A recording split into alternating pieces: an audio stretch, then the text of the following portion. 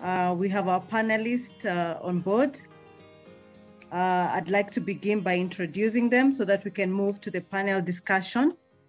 Just a background, our panel discussion today has heavily borrowed from the Africa We Want, that is Agenda 2063. We acknowledge for sure that for us to enjoy the Africa we want, we definitely have to start with the Kenya that we want. And I'm therefore joined by a great panel of eminent speakers who I'd like to introduce to you. So I'll start with Dr. Frida Mbogori. She's in the house. So she's the country director of the British Institute in East Africa, and she was formerly the head of Culture Heritage Department at the National Museum of Kenya. Dr. Frida is an archaeologist who is interested in past and present environments, heritage, indigenous knowledge, and how this can be used to harness for community development in the continent. Currently, she's the president of the Pan-African Archaeology Association and related studies, and she's the first woman to hold this position. Dr. Frida is also an author who has published books with Cambridge and Oxford University Press, book chapters, and professional papers in the peer-reviewed journals. Dr. Frida, welcome on board. Hi, everyone. I'm here and I'm looking forward to a very, very interesting session. Next, I'll introduce Rachel Muthoga. Rachel Muthoga is an advocate of the High Court of Kenya, having studied law at the University of Nairobi and her master's degree in international legal studies with a focus on human rights in Washington, DC at Georgetown University. She's a private consultant providing support to businesses and business member organizations to build strategies and execute policy advocacy affecting either individual businesses or sectors. She was previously the Deputy Chief Executive Officer at the Kenya Private Alliance. She's the immediate former Executive Director at Moving the Goalposts, and this is an innovative women leadership development organization that uses football as a platform to engage girls. And they engage girls on various issues such as leadership, reproductive health, and economic empowerment.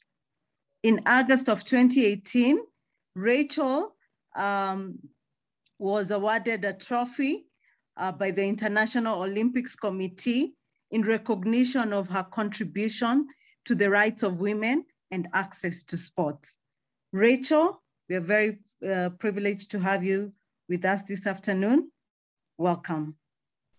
Hello and good afternoon, everyone. Really excited to be here. That has been an amazing start. Thank you so much to Ambassador Say for really strengthening us and giving us so much to look forward to even as we go into the panel session. So thank you and happy to be here. Next, I'll introduce my colleague in the industry. Her name is Patience Nyange.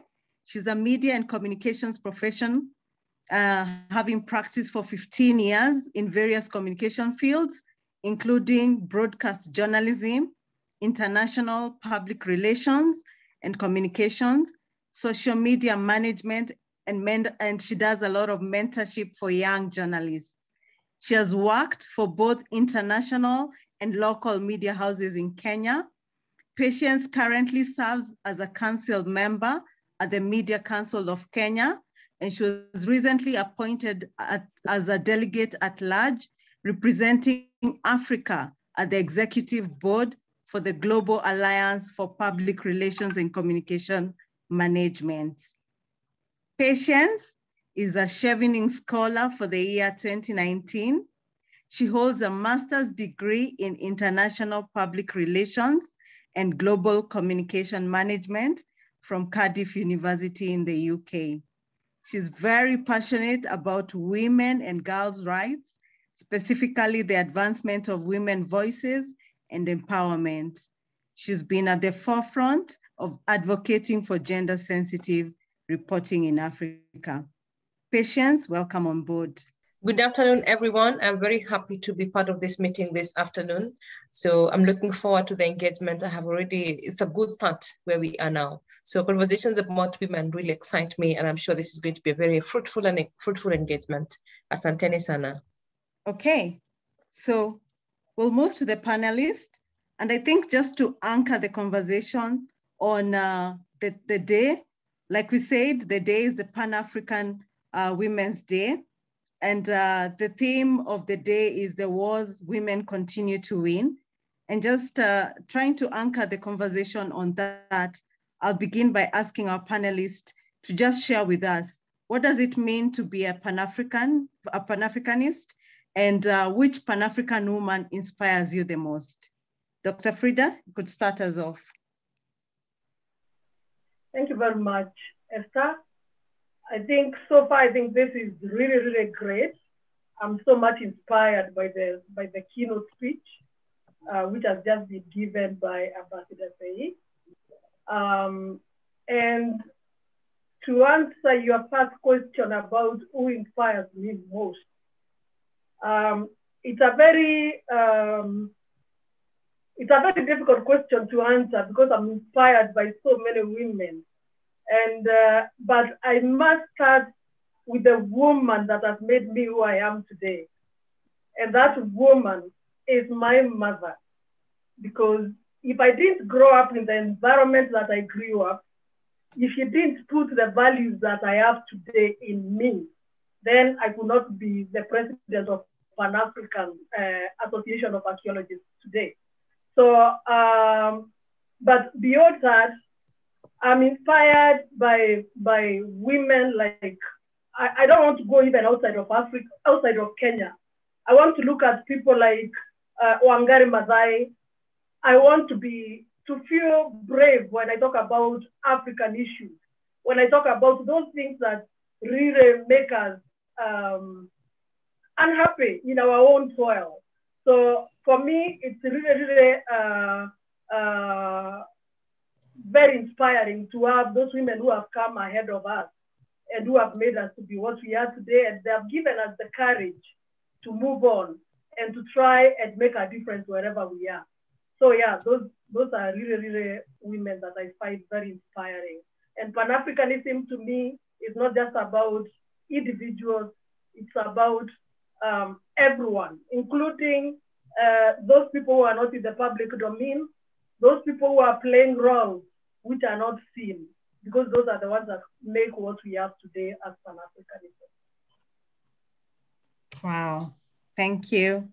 Thank you. If we could hear from Rachel, what this means to you to be a Pan-Africanist, and which Pan-African woman inspires you the most?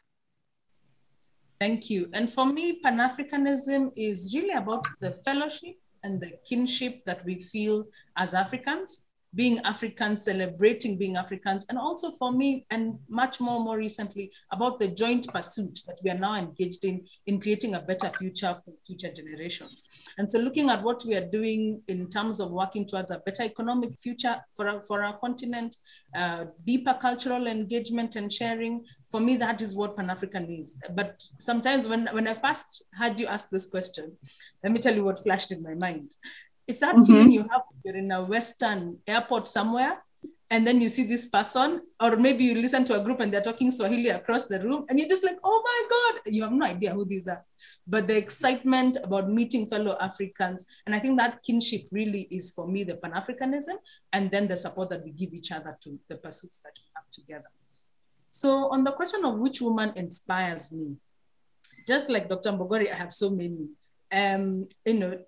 The ambassador has just really, I've always loved her. I've loved the work that she's done, but even right now she's top of mind. So definitely I would say Ambassador Say.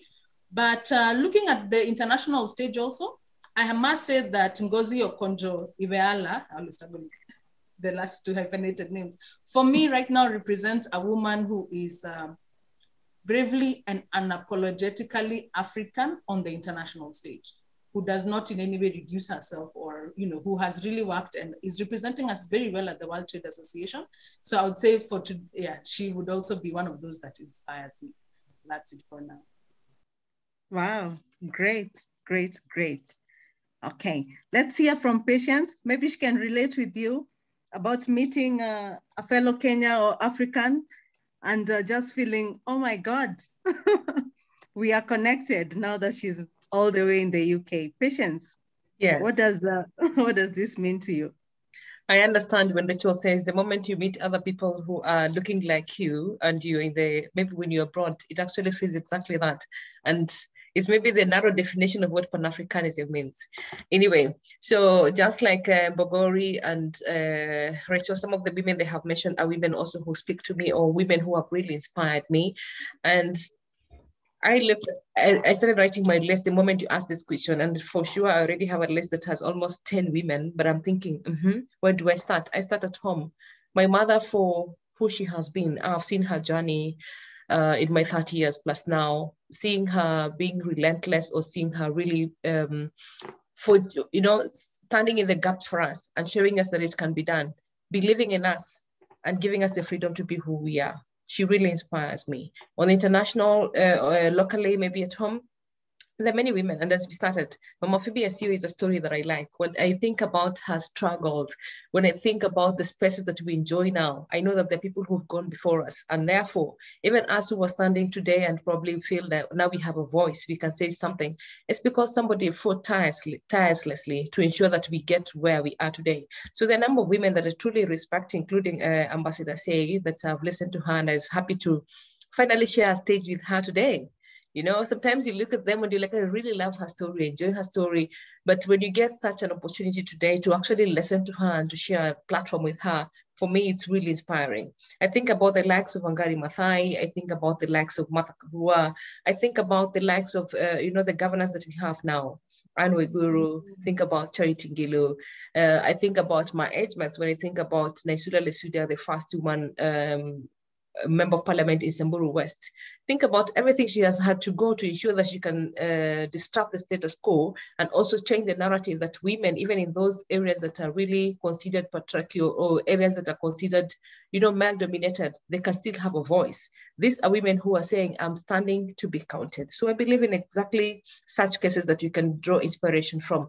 The likes of Chimamanda Ngozi, for me, she's a writer, but she's a writer who speaks about the struggles of women, struggles of women, not just in African context, but when she talks about her belonging in Nigeria or now even in America and her struggles in both worlds, she speaks to me and I feel like I understand what she says. I understand some of these struggles because they are real.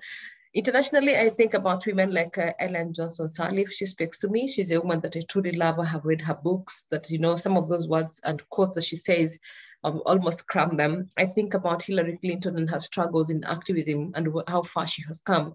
I also think about, Michelle Obama. She's a woman that we introduced to in her first lady's role. But again, she speaks about many women and she has struggles that she speaks about openly. And in her book, Becoming, there are many lessons we can learn as young women growing up or as young women trying to create spaces for the many women who come before us, who come after us. So yeah, I think it's a good conversation to have. And for me, when we think about what Pan-Africanism means or Pan-African Women's Day, it means for me owning my African identity, using my platform to tell the story of my identity as an African and my experience. Who am I? What are my struggles as a person? What do I consider my happiness, my sorrows, everything, full circle. So for me, it's really about highlighting the powerful experiences of women who are trailblazers, women who've gone and set the pace for us, women who are shaping our continent's socio-economic and political fronts competently. And part of the work that we do today with the moderator who is seated here, one of my very good friends, Esther Karago, is to tell the stories of Kenyan women, because the stories are there and the women who have gone before us in Kenya have done a good job. Most of them are probably women we are listening to today. We have highlighted some of the stories, including our own Renee Ngamao, who is part of this conversation today. So all the stories, for me, those are women I truly admire, women that I look up to, and women that for sure inspire me on a day-to-day basis. Thank you. Wow. Thank you, thank you, thank you so much. And at this point, I'd like to remind all the participants that you're free to ask questions. If you have questions, you can put them in the chat. And at the end of this panel discussion, we'll just take the questions and answer them. All right. So when I listened to Ambassador Tabitha Say's speech, you know, she started by recalling the difficult days, the days of the tear gas. And I just think about the battles with the police, probably during their political protest and so forth. And then she applauded women in professionals now that previously were very male dominated. And it was very difficult to even find a woman in such professions. Many of them are now athletes who are winning medals and flying the Kenyan flag very high. We have professions in the police. Now we have police women, we have women in the army, and she even talked about chiefs in the villages. Previously, these were just all very male dominated. So listening to her and hearing about these many strides that women have made over the years, how do we leverage on these gains, but at the same time, continue challenging the negative norms that are so rooted sometimes in the African society and they hinder us from progressing as women? Dr. Frida, if you could take that. Let me say that I've been extremely inspired by Ambassador Say's speech when she mentioned all these professions that are full of women nowadays. And she also talked about in the past how women fought for independence. And we've seen that also from all the tributes, both tributes that we've seen. They are actually a representation of what women have done in the past. So borrowing from that, going forward, I think what we could do first of all is to learn from what has been done before, take this as a foundation of where we spring from, build upon it, and make it more broad, increasing the numbers, making more women and girls to get engaged and to get involved. And that way, then the springboard will be from wherever anyone is. So if in your village or home or wherever, you start from there. And it is from there that we start spreading the wings. And then this Pan-Africanism that we are talking about spread to the whole of Africa, which is actually the broad dream of Pan-Africanism. So to me, I think it's just to learn from them who have gone ahead of us, use the new technology that we have today to reach out to other people. I think Ambassador Sahi also mentioned that we are very lucky that we have more tools than what they had. We don't have running battles. They did that for us. So what we need to do now is to take up what they have done, pick up and move on. So for me, I think the only way we can do Africa a service is to learn from the past. And what we learn, we use it as a foundation to do more, to create more, to be more innovative, and to reach everyone so that the Pan-African dream can be attained. So I think that is what I would say. Wow. I like the sentiment that we need to learn from what has been done before. And I must say, I think a great way of learning from what has been done before is through storytelling and through holding events such as this, you know, and I must thank Lorraine for this. And I hope this is the first of many more to come, because these are platforms where we can learn, and having the tools with us. Now we're in a world of online and Zoom, and we can use that to continue projecting our voices on issues that touch women. Patience, if you could take that as well. Let's hear your thoughts. How do you think we can leverage on the gains and continue challenging the negative norms? Thank you for your question, Esther. And listening to Dr. Mbogori, I want to agree with her that we must use the we must use the examples as a foundation for us. Today, we have many women that we can easily say that we have, you know, for example, the likes of Professor Say, or the likes of, you know, as we're saying, Mama Fibiasio, all the people who went before us. What are their stories? I know a number of these women have written books. Are we having conversations around those books? Are we still interviewing them to ask them what has changed now? Is this where everyone, I mean, they had a dream. When you, like for me today, as I fight for the women, for the space of women, it's because I look at my daughters, I think about my nieces, I think about the young girls behind me, and wondering what is the kind of life that I envision for them? Or what is it that they will, I mean, what is the world that I imagine for them? So today in my conversation, if I was to meet Professor, I'll be curious to ask her, are we in the space that you envision that will be for the younger generation today? So these conversations for me is we need to understand and we need to keep writing about these stories, updating them, you know, telling the stories as they are, and comparing us to see this is where we were, but this is where we are. It's just something else we can do. So as we use these stories as a foundation, the gains that we have now as past, that we can have a platform and we can talk about our own struggles and we can talk about our own solutions to the problems that we have today, we must not stop. I know there's this narration that I like, my former boss, Madam Kagure Mbogori, says this is a narrative that is meant to distract us. A lot of the time you hear people saying the girl child is over-empowered, right? It's a conversation you hear all platforms and the boy child has been left behind. But the truth is, when we accept that is the notion today, then we slow down our efforts to ensure that the girl child has been empowered. There's really nothing wrong with empowering a girl child, isn't it? And so we must continue. So I think what we're saying is let's have the gains as they are, let's document them, let's tell those stories, but more importantly, let us use them as foundation for the generation behind us. So the very dreams that I have for my nieces and for my daughters to come, I want to live to be able to see that when they speak, that they're not looked at as women. When they get into a room, their voices are amplified. When they raise their hands to say something, they're given a chance the same way to be given to a man who is seated next to them. That's the kind of room that I'm looking for. That's the kind of equality that I'm looking for. But that equality has been an equality that if Mama Fibiasio did her part, or if Magari Madai did her part, I, Patience Nyange, I also have a part to do so that my niece too can get to a space that has been created and a space that feels comfortable for them.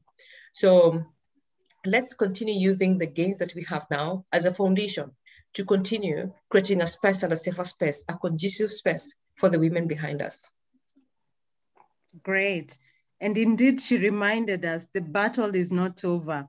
No. You know, we may be seated here thinking, you know, and the conversations of a woman is over-empowered, but the battle is not over. So until the battle is won, we have to keep forging ahead. All right. Okay, so on to the next question. So I think everyone here would appreciate that the drivers of Pan-African women of Pan-African movement generally have expanded. When you think about the women who went ahead of us, many of them were motivated by the need for independence.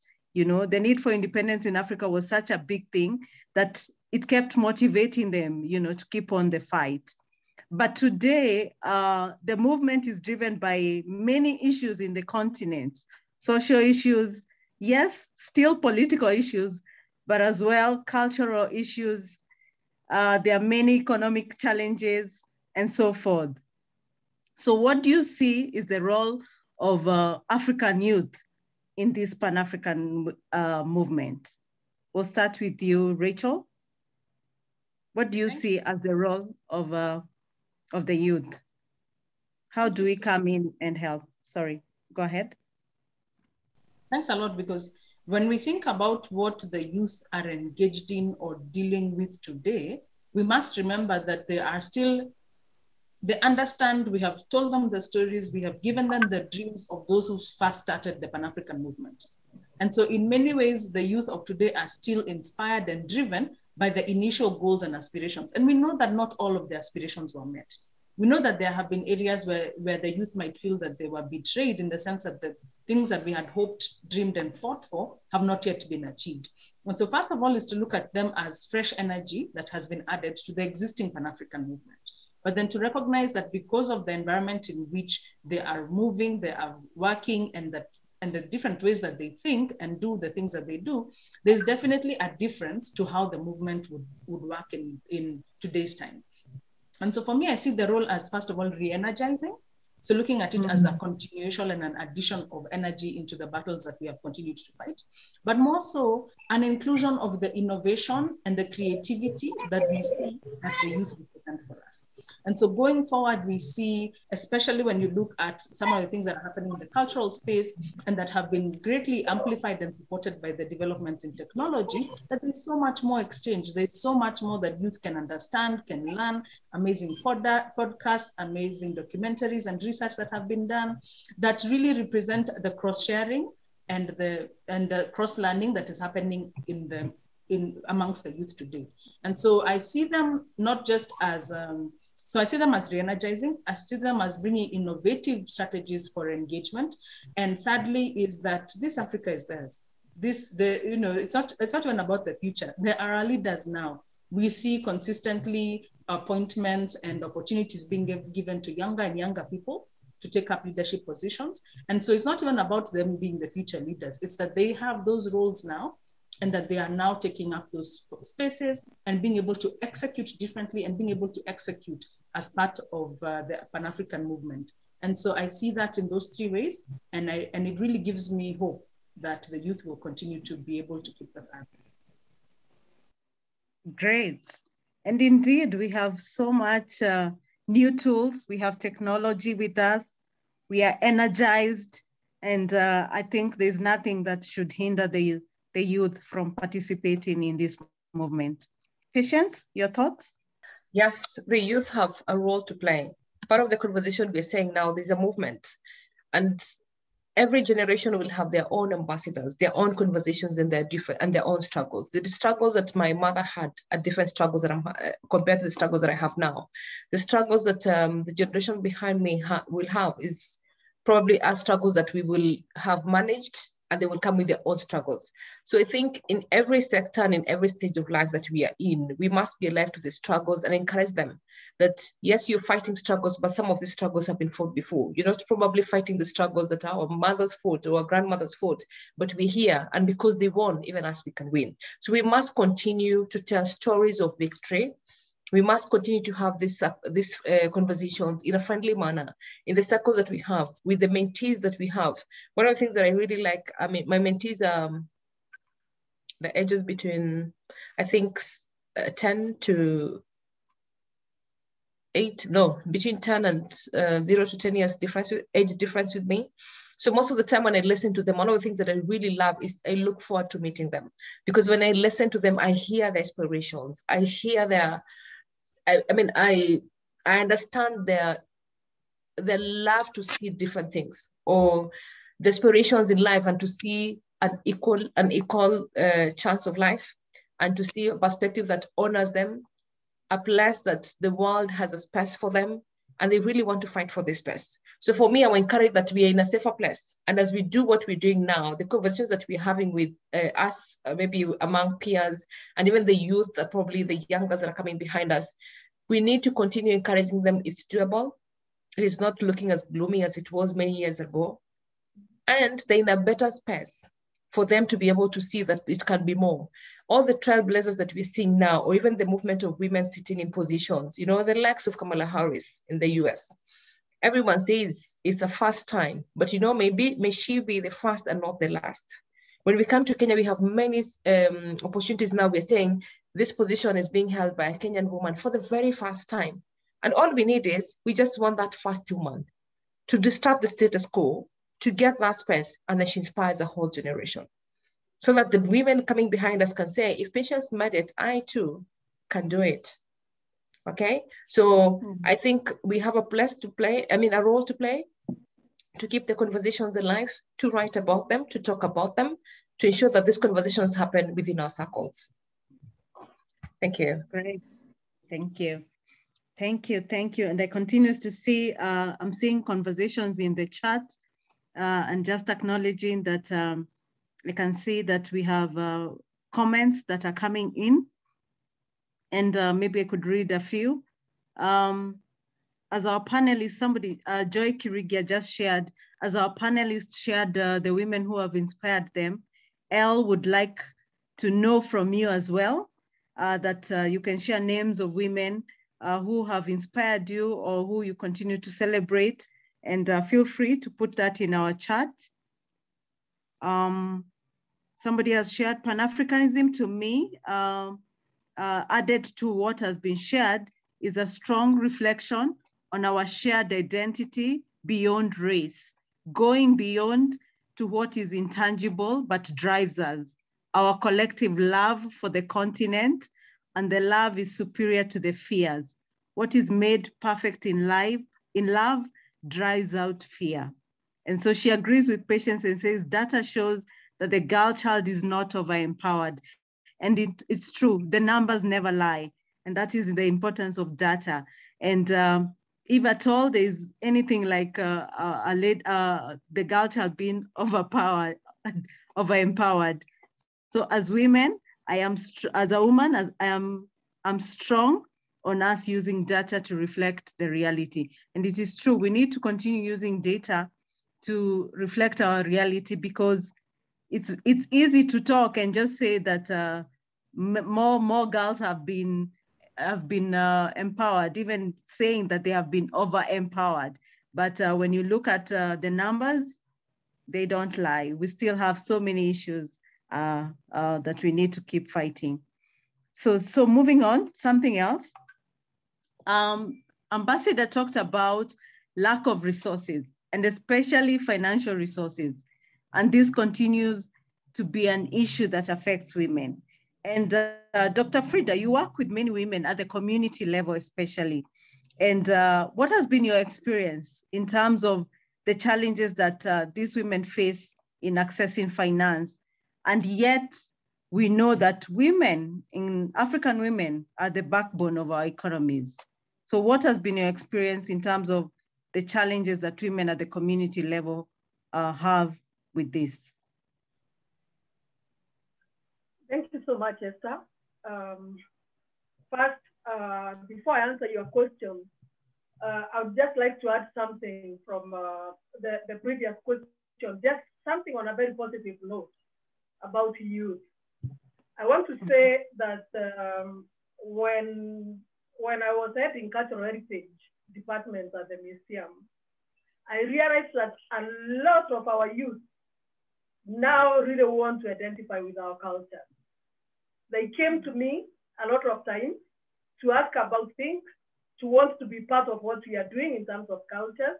So they are not looking outside, they're not looking to the West anymore to be who they want to be. So that really was very positive as far as I'm concerned. I thought I should share it here so that we can all feel encouraged that we are, there's this problem where Africa has been painted as a dark continent, where nothing good comes out of this continent. But as we see now, a lot of people in Africa, and mostly youth, they have turned this around and they want to look from inside, not outside. And so let's encourage this and let's have them use all the tools that they have in internet and all these things that Patience has been talking about, and also Rachel, to make sure that really it's a true representation of what Africa is. We're not listening to what the noise is outside. If we listen to the noises, then we'll not be able to make it.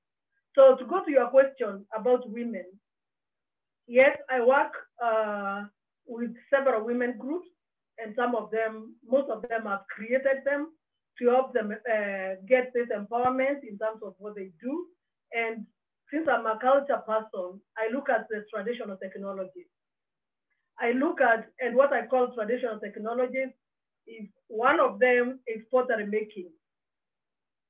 And I want to say these things that I call traditional technologies, some of them have lost value because they have been defeated by all these things that are coming from outside, including plastics and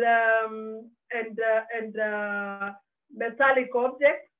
I'm not saying they're bad, they're all good, but when you look at something like a pot, it's something that is more health-wise. You're not going to worry about aluminium and all those things that will come from an aluminium pot, which are likely to hurt your health. So much. There are so many things that benefit all these things that our people are using before, our parents, our grandparents, and all those people who have gone ahead of us. But they are unable to harness these traditional technologies, including even basketry, including things like even thatching, you know, because we are made to understand, we are made to like what is coming from the West. So we use those things that are not really so good for our health, even economy, only because we are brought things from somewhere else. And so we are not able to create objects which are more African, you know. And when I say African, I don't mean that they were not used elsewhere. They have been used elsewhere and discarded.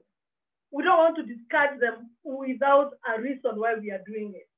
So what I've done is that I've tried to work with the women to try and promote these technologies, which can help them make money, which can help them without having to look very far away for capital, to look for materials which are unattainable to them, but they can use which is within the environment to be able to empower themselves economically. It might not be a big industry, but just small things that can help them. But the problem that these women have is that, first of all, let's talk about creation of awareness. When our own technologies have been demonized or made to look like they don't matter or made to look like they are retrogressive, then people are even afraid of talking about them. Because if you are seen putting a pot on your decor, you look like you are still living in the past.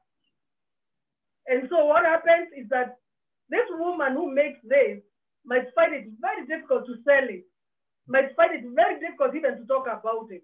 Because first of all, even to make it, it is labor intensive. But what they get from it? Very little, because people don't value what these women are doing. So it is the high time that we have SMEs actually promoting these things that women do at the village level, at the county level, and even as individuals. And then this way they can be able to get access to all these monies that are given for women. But again, we must think about corruption as well. So we have money for women, which could be very accessible to women, which could make them more creative and innovative, because they don't have to make pots for cooking. They can make flower pots. They can make all those other decorative pots, but they're not able to do it because, first of all, they can't reach the market. And the market is there. Second of all, they can't reach the money that they have been told it's their money. Third of all, they are not even able, once they have made the goods and all that, they lack the training for even management. So can we start thinking about how to empower these women, not just by lip service, but by national, let me say, purpose, creating purpose of helping these women to get to where they want to be, because really they're actually the drivers of the economy in so many ways. Look at the Kenyan economy, for example. It's all about agriculture. It's number one. But who is doing it? It's women, mostly. And so we should be looking at these things and trying to think about how we can empower. And I know Ambassador Seyi talked about agriculture and talked about how women, we should have agricultural officers. Nobody else can talk to women about agriculture other than the women themselves. So let's empower them and let's see how far we can go, and let's make these financing accessible to them. Let's make them aware that they exist. And then let's help them create these proposals which can make them get access to these finances, and we'll see a lot of change. That's yeah. Wow. I hear a call for lots of partnerships, lots of collaboration, coming together, even helping them, you know, do the proposals. For me, that speaks of partnerships and speaks of collaboration. And I think that is one way women businesses have been able to keep afloat, even in these times of COVID, because of that support and that collaboration. So thank you for that. Rachel, I'd like you to weigh in on this issue because as a private consultant providing support to businesses, I imagine, you know, you do the same for many women in business. You know, why do we still have the issue of lack of financial resources, yet women continue to be the backbone, African women continue to be the backbone of this economy? Okay, thank you. And you're right that African women are the backbone of this economy. Says statistics have shown that 58% of African women are actually entrepreneurs. And when we ask, and that's a great number, that's a good celebration. But yet on the other side, if you look at it in terms of how much income are they deriving out of these entrepreneurial activities, sadly the numbers are not so good. And there are a number of factors that actually impact on that. So generally speaking, you tend to find that women tend to get into businesses that require less capital and inversely tend to have less profitability, because you want to start a small business because that's a capacity that you have.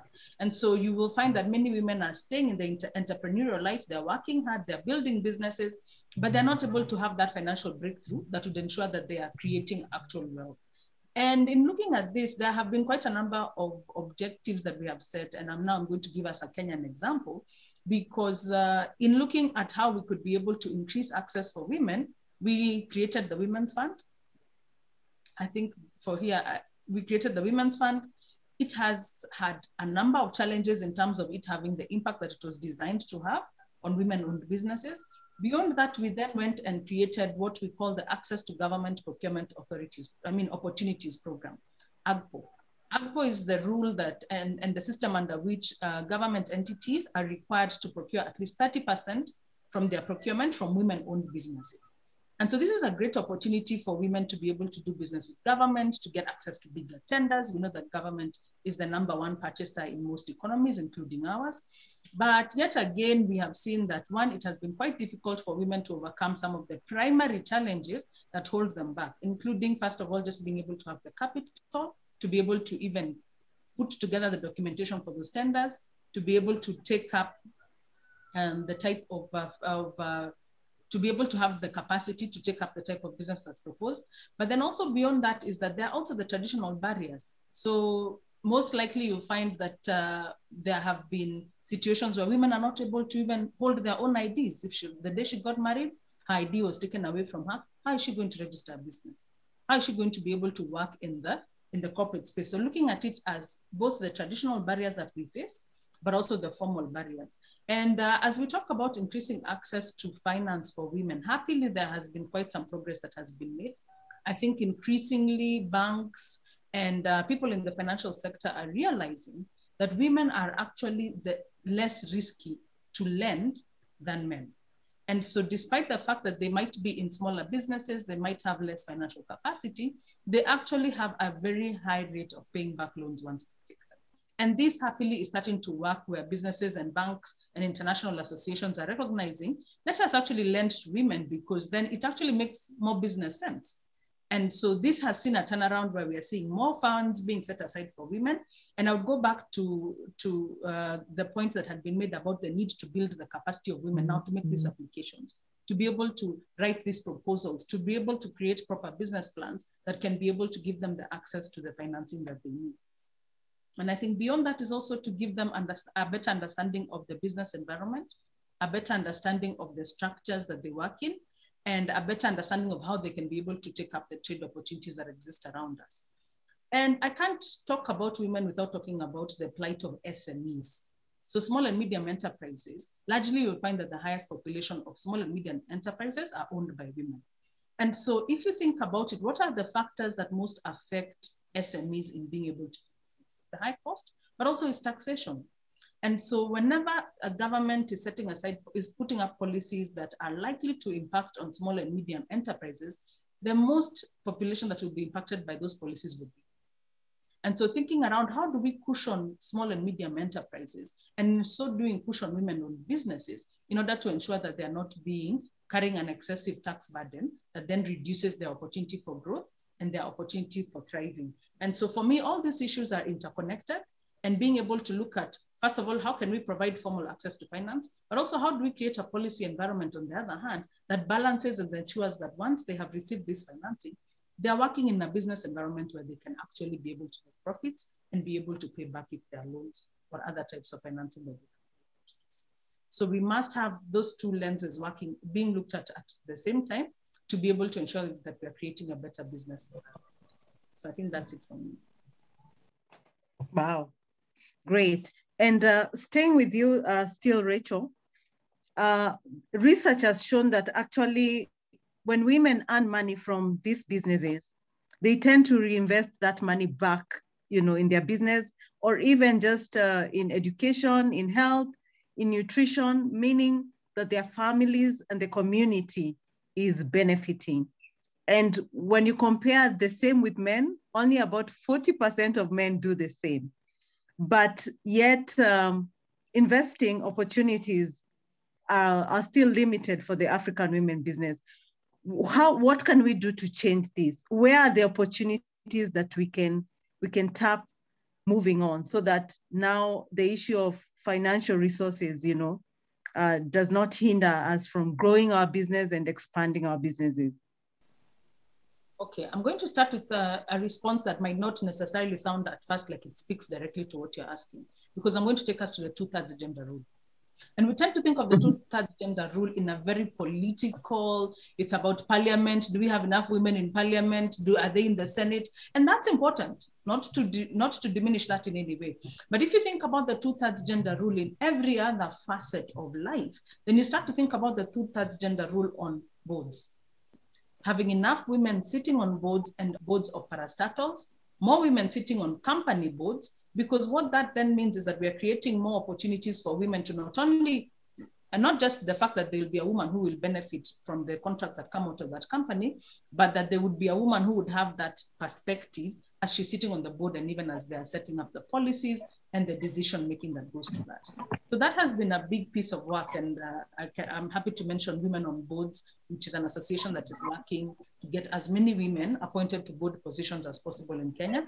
And I'm a member and have really enjoyed being part of that process. But I'm also now thinking about how do we then continue to look at what are the things that financial institutions are looking at.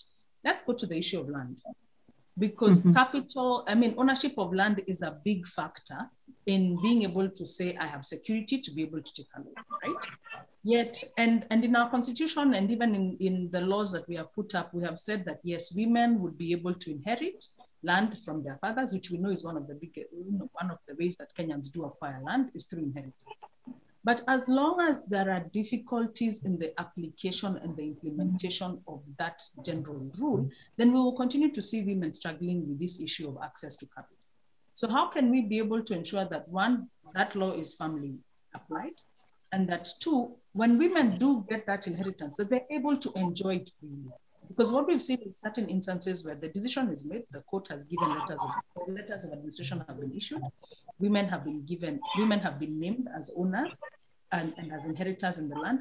But then on the ground, the brothers or the men in that family make it so difficult for her that she cannot have the full use and enjoyment of the land that she has then inherited. So being able to work through and moving on and starting to look at how do we start to look at those, what you would call structural problems that still tie into financial access. So having funds, having women's funds, having those is important and we must have them, but we must think about the structural barriers that women are facing even as they attempt to engage with this with the formal processes for making applications and being able to actually have access to the finance. So for me, I would say yes, having women in decision-making processes, so the 2/3 gender rule, but then beyond that, also looking at the legal and other social barriers that may stand in the way of women being able to have full ownership of the resources that are available to them, as simple as having her national identity card and being able to physically keep it, as simple as being able to to inherit from her father and being able to have the full use and enjoyment of the land. And then beyond that, now we can look at what are the policies that we can put in place. And I'd like to point out a good example is that companies that have understood the challenges that women have in being able to access procurement opportunities have actually started to put in place in private sector some of the things that we are talking about in the access to government procurement opportunities. So Safaricom, which tends to be an example when we talk about good corporate practice, is one of those that has set aside a stream and an entry opportunity for women-owned businesses to be able to do business with Safaricom. And this means going into the market, providing trainings, explaining what the procurement procedures are, giving them even information about how to apply, how to fill the forms. Remember the capacity building we talked about earlier? And then being able to have them enter into the pool of suppliers. And these proactive measures actually have been seen to have, they've dramatically increased the number of women who are doing business with Safaricom, but it's still a journey. We're still far from meeting the target that the company had set. But being able to think about what are the practical things, even as private sector, even as businesses, we can do to be able to assist in achieving these larger objectives. So that's it from me. Wow, very great pointers right there. And I can see even in the chat, somebody agrees with you, Katia. She says, yes, Rachel, despite more women in the labor market, still very few board chairs. It's actually 3 to 5%. You know, that shows we still have a long way to go. While we appreciate the strides that have been made, and at least we are in boards, but it still goes to show that yes, we still have so many strides. We still have a long way to go. And I think right now I'd like to appreciate some of the efforts that I've seen. I've seen women deliberately mentoring, even referring each other. And in this platform, actually, I would say for sure, I've seen patients do that. Maybe because I know her on a personal level, but I've seen her do that. You know, even share opportunities and say, I'm happy to recommend whoever is qualified for this, side chat me. I've seen that in platforms. And I think it's a great way to just show how we can hold each other, you know, and we can help put women in these spaces, because this is where policies are made, this is where decisions are made, and we need to be at that table. We need to sit at that table. As we try to wrap up this conversation, I'm still reminded that COVID-19 is still so much here with us. And I think if anything, COVID-19 has amplified the challenges that women and girls have continued to face in this continent. If you think about it, it's during this COVID-19 period that we've really seen reproductive health issues with the rise of teenage pregnancies. We've seen a lot of inequalities when it comes to education. And also now with the economy being affected, and we know that affects women more than men. So how do we begin first to hold ourselves accountable, and then hold our leaders accountable to the commitments that they keep making about gender equality? And we still feel like we are not moving that needle. So how do we begin to hold ourselves first and then our leaders accountable? I'll begin with you, Patience.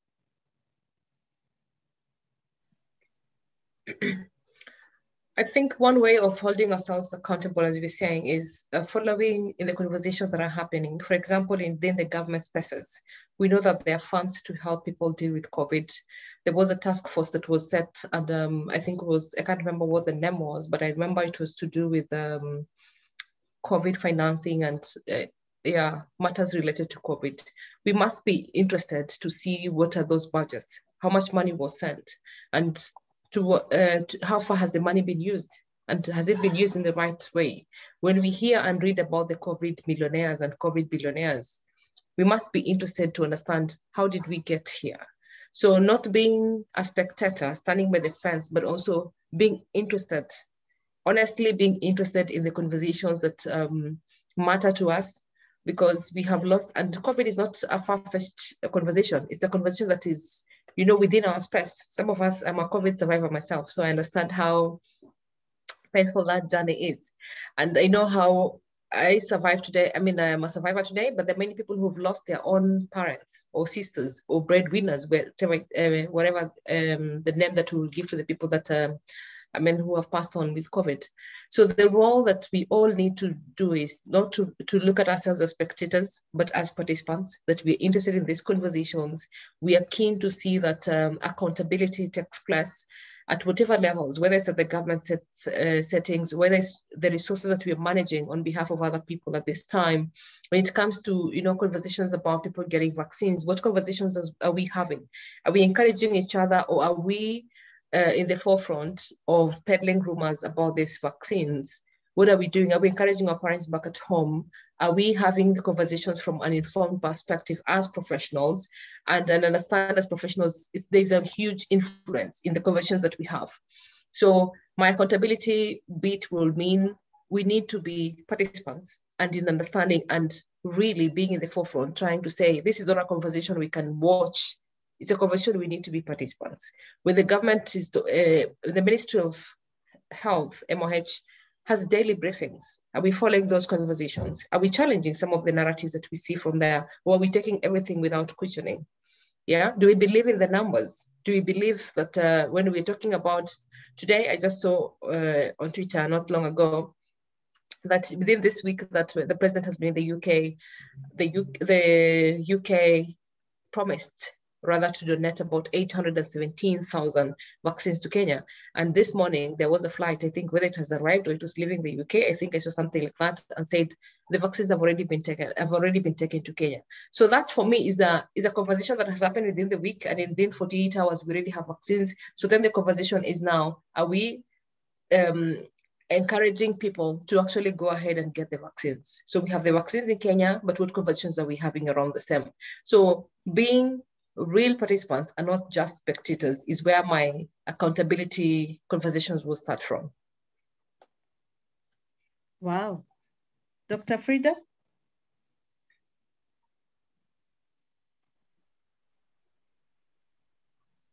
Thank you, Esther, and thank you, Patience, for setting that stage. I will not repeat what Patience has talked about, so I'll go straight to accountability as citizens, whether we are youth, women, or men. This is something that is affecting everyone in a similar manner. The numbers of the statistics are individuals, they are people. So when we see numbers there, the CS talking about numbers, when we see 1, 2, 3, or 1,000, those are individuals that we are seeing there. Patients, let me say I'm also a survivor of COVID, so I know what it is. And so as far as youth is concerned, I think they should take it upon themselves, just like all of us, to say no to public gatherings.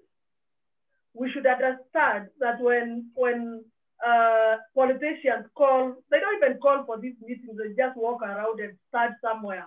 And most people that we see there are youth. And they are the leaders. I'm not saying the leaders of tomorrow, because also Rachel says, this is not about tomorrow, it's about now. And in fact, they are the leaders. So they'll go there. They are not as vulnerable as their parents at home. They are not as vulnerable as those people that they have out there who might have underlying conditions. So they should not be selfish. They should be people that are in the forefront of saying no to selfish people like the politicians who are calling them, telling them all sorts of things regarding economy. And no one is very even clear about what this economy is all about, what is being spoken about.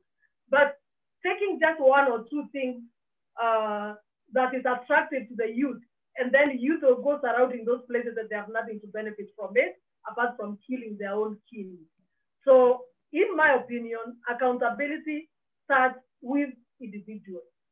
So as much as we want to talk about all the corruption, all the COVID billionaires, all the negative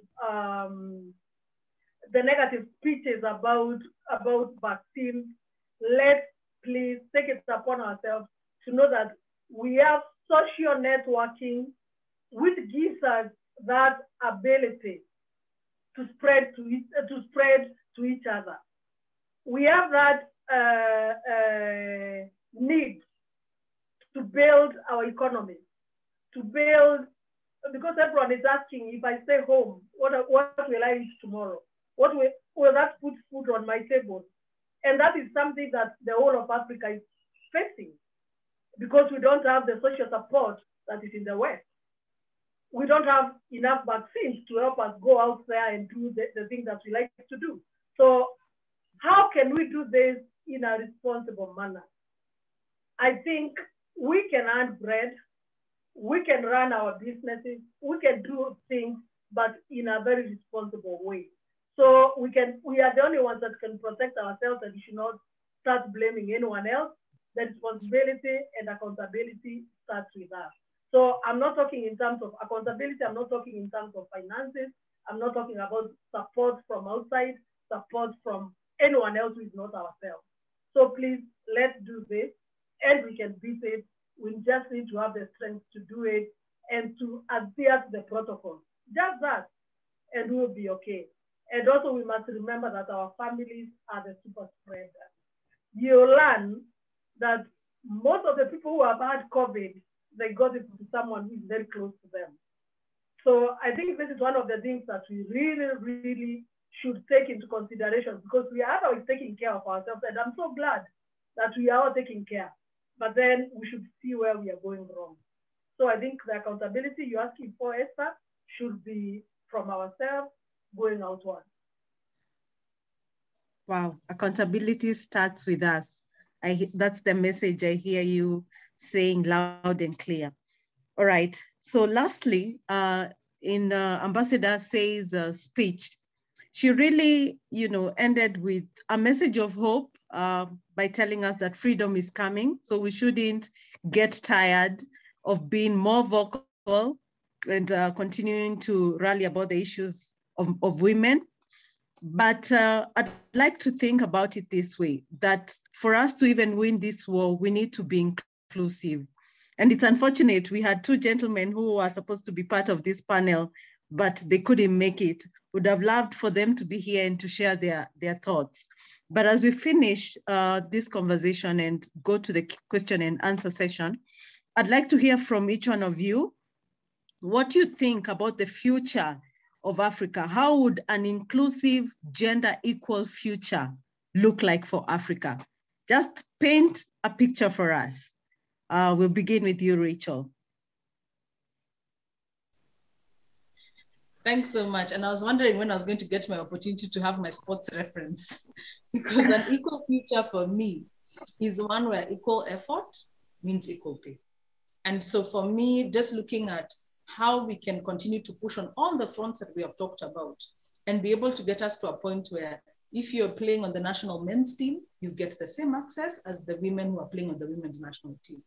If you're representing us in the Olympics, you have the same opportunities. We have dealt with issues of sexual harassment, and you are now able to participate on an equal platform and are able to actually have, be able to benefit from your labor and the effort that you put. But I think beyond that is that I feel like we're getting there. I feel like every day we are making strides. If you look at some of the decisions that are coming out of our judiciary that are dealing with issues relating to discrimination, you can see that we are already making strides in terms of having the legal framework, not just in law, but also in legal decisions that support the equality that we are looking for. But that beyond that, we are seeing our brothers really embracing and appreciating that there is value in having women as equal partners. And I think for me, I always say patriarchy hurts both of us. It hurts men and it hurts women. It hurts men because it gives some undue levels of pressure that you are the man of the house. And we always think of it as advantages, but it also in many ways is undue pressure. And so recognizing that there is some benefit from empowering women, I think we can see that men are starting to appreciate that and that are really coming to work alongside us in order to be able to have a more equal platform. So that's what I would say. Thank you. Patience, what does an inclusive and gender equal future look like for you when you think about Africa? When I think about Africa in matters of gender and inclusivity, it means for me strength. It means for me, all of us being deliberate, tackling our unconscious bias when it comes to, promotion, when it comes to recruitment, when it comes to recommendations, looking at women and looking at them as equal members of society, looking at them as deserving partners, showing that this is possible at our home fronts, at our workplaces, every place that we do. We just need to be, when you call for a function and you can see clearly this function has no women included or men are not included here, raising your hand and saying, is it possible that we can have this as a more inclusive conversations that you want to have? Can we bring more young people on board? Can we bring young women on board? Can we bring, just ensuring that everyone, because for me, what I believe in, every voice matters. Okay, and therefore we might decide that gender blind, and in cases where you are and you can see people have been gender blind, you need to open your eyes and say no. There's the importance of including a woman here because her voice matters, or there's the importance of including a young person here because their voice matters. So I'm looking for a strengthened world. I'm looking forward to a more conscious world. I am looking at where we all look at ourselves as participants and deserving participants. And when we do that, then I believe everyone will know that we have a space and we have a role to play in this world that we are in today. Wow, that looks like a beautiful Africa. I want to be there. Yeah, me too. I want to be there. Dr. Frida, if you could end it for us, just paint for us the picture that you have in mind of an inclusive and gender equal future for Africa. Thank you, Esther. And I'll just be adding to what Patience and Rachel have said. For me, I'm seeing a very bright future for African women.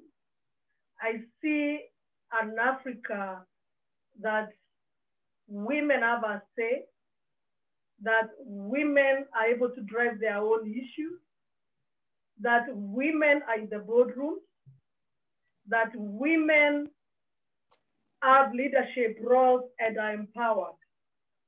The reason I say this is because I think we are towards that direction. Look at Kenya, for example. When we started, or when the women before us, before they started fighting for this, we did not have this thing about gender to the one that gender in the constitution, but we have it now. So it doesn't matter whether that one that gender is men or women, but then women at this point are the ones that should be there. Look at Rwanda, a lot of women representation. Uganda, same thing. And now, on a very open note, look at Tanzania, the president. So in fact, what I see for Africa, and even without going even that far, let's look at our Chief Justice. There's so many examples that we have for African women today. But then somebody asked me the other day, the problem with women is that they feel entitled to these possessions. And they talk about these things as though they're supposed to have them, as though it's their right. I thought that was heavy, but it's something that is asked a lot of times. It's something that is brought to my face and ears all the time. And I don't blame those people who say that. In fact, I almost want to tell them, yes, women are entitled. Because of why? For a very long time, women have been outside. They have not been given that power. And when I say given, it's not because they are saying give me. It's because when they go out there, because somebody told me they should be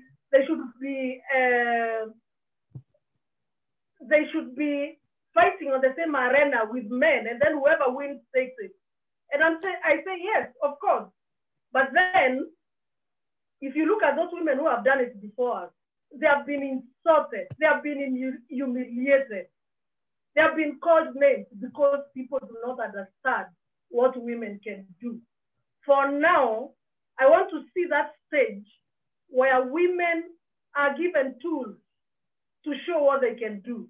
I want to see that stage that women can represent themselves so that what they do is not seen as a support role.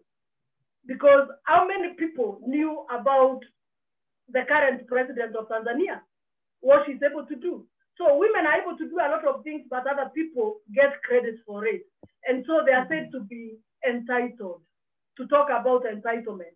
But if they are not given that role to do what they are able to do, then it will never be seen. And so I want to see West Africa in future where women are able to showcase themselves as leaders. And then after that, when you don't give them the role of let's say, for example, what we are told that we are asking for entitlement are also things like women rep. How do you give a woman that position and then you don't give her money? How is she going to show that she's able to make it, that she's able to do what she's supposed to do? So there are tools that women need to be given in order to be empowered to show who they are.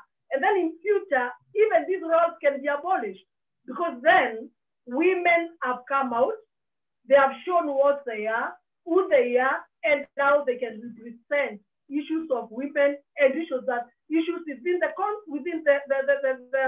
continent. So the issue of women not being seen is not just about, or the issue of entitlement and all that. There are things that are out there which people are talking about, how they would want to paint women, but let's look at women themselves. Let's change the narrative. Let's look at women as performers. Let's not just, and this is not in abstract. There are things that are really happening, but we are not looking at them. Let's not look at women as people who are just playing supportive roles. Let's look at them as people who are doing things, but they're not put in the limelight. So we want women to be seen. We want to bring women out there so that they are not seen as, so that they don't do things and those things are seen to have been done by other people.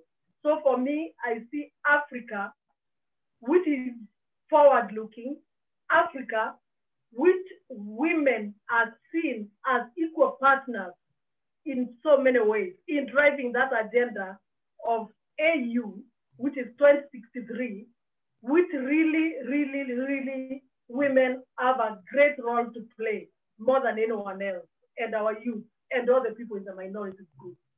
So yeah, that's the Africa that I think we will be seeing, and I'm very optimistic about it. Wow.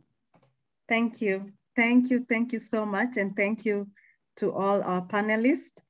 I think we are all leaving this conversation feeling more powerful.